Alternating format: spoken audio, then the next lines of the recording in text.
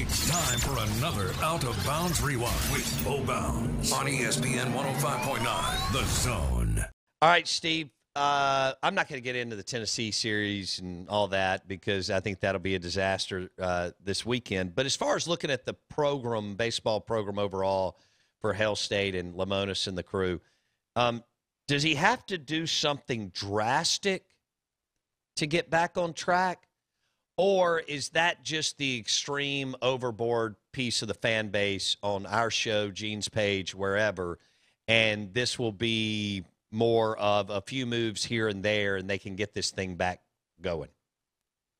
Well, the first thing, the most vocal fans are kind of prisoners of the moment. They're guys that think, oh, my gosh, it's always going to be like this forever. And, that's just not the case. But I wouldn't say it has to be drastic, but it can't just be a moderate move. I think you've got to go out and get, some meaningful players in the portal. And, I hear there'll be at least 4, possibly as many as half a dozen guys. And, of course, you need to go find some pitchers. But, I hear that they need a center fielder and they need a middle infielder and, possibly a catcher and probably a left-handed starter. I mean, you got to get some guys out there that, can be stopgap guys while these younger guys develop. I mean, you feel good about some of these younger guys. I mean, Slade Alford, had kind of got a cup of coffee this year, but he's a guy that really high on, of course, Hunter Hines and, Cade Smith and, Pico Khan. I mean, those are guys that you can kind of build a program around, but you've got to go out and get some dudes that can bring some production next year while some of these younger guys, develop. I spoke to Ross Highfield yesterday from Madison Central. Very, very impressive young man.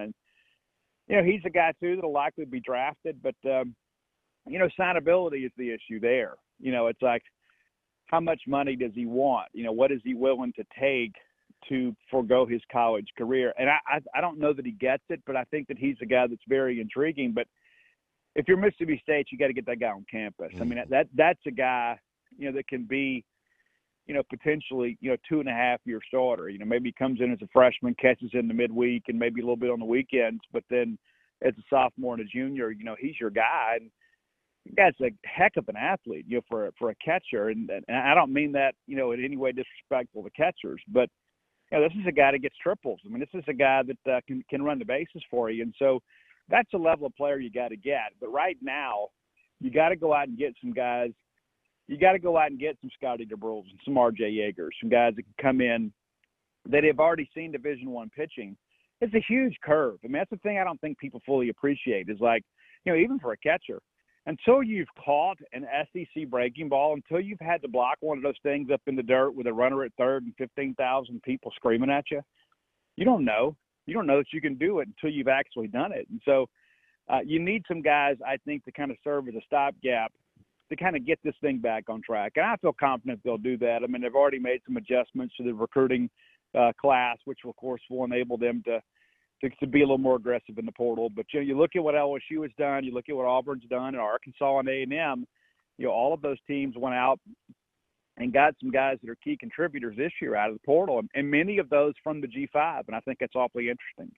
Don't miss one moment of the Out of Bounds Show with Bo Bounds. Weekdays, 7 a.m. till 10 a.m. on ESPN 105.9, The Zone.